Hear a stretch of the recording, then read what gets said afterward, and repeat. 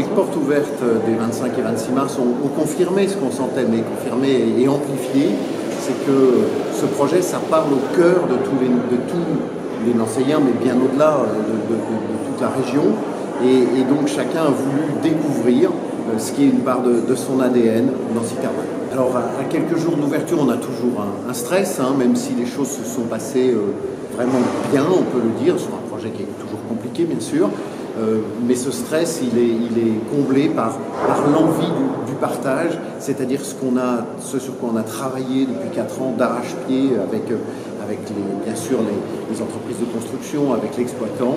Eh bien, c'est de se dire, ça y est, on va le partager et on va vraiment pouvoir l'offrir à tous, parce que c'était ça l'objectif.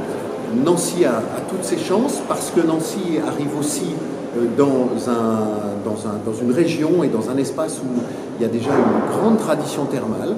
Elle n'est aujourd'hui pas suffisamment connue à l'extérieur, il faut qu'on le développe tous ensemble, donc c'est déjà travailler tous ensemble entre les stations thermales du Grand Est, et puis effectivement dire que faire une cure et dans une grande ville, c'est pas si fréquent, donc c'est une autre offre, un plus.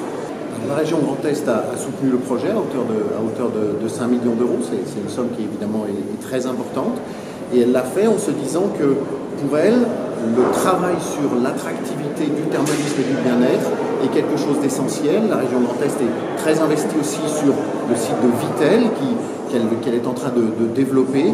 Et donc on voit bien que cette nouvelle activité, ce mouvement vers le bien-être et le thermalisme va être pour l'attractivité du Grand Est en général quelque chose de très important. C'est la raison pour laquelle aujourd'hui, évidemment, tous les élus et les directions touristiques sont présentes. 4 années de travaux, mais plus de 20 ans de réflexion. L'idée vient d'André Rossineau au départ et ses successeurs ont abouti à ce grand projet de Nancy Thermal, qui est un véritable projet de territoire, qui s'intègre parfaitement dans la ville, qui offre le charme d'un bâtiment ancien, historique, à la valeur patrimoniale certaine, et du côté contemporain de l'hôtel et des équipements sportifs qui sont venus s'y ajouter. Autant dire que Nancy dispose là d'une carte maîtresse, celle de devenir la première ville thermale de France, qui est évidemment un atout pour le Grand Est, et c'est la raison pour laquelle nous avons dès le départ accompagné ce projet. Et oui, l'ambition ici est nationale, voire internationale. Nationale parce que le système de cure fait qu'effectivement le remboursement pour la sécurité sociale privilégie la clientèle nationale, ce qui est normal, mais je pense que à travers un projet comme celui-ci, Nancy Thermal doit viser une clientèle européenne, évidemment le Luxembourg, évidemment l'Allemagne sur toute proximité, mais bien au-delà. Il y a le charme de cet endroit, la dimension des soins évidemment, et puis il y a la ville, son potentiel culturel, son potentiel touristique, son potentiel historique qui sont tout à fait exceptionnels. Donc c'est une carte maîtresse pour la région Grand Est, à n'en pas douter.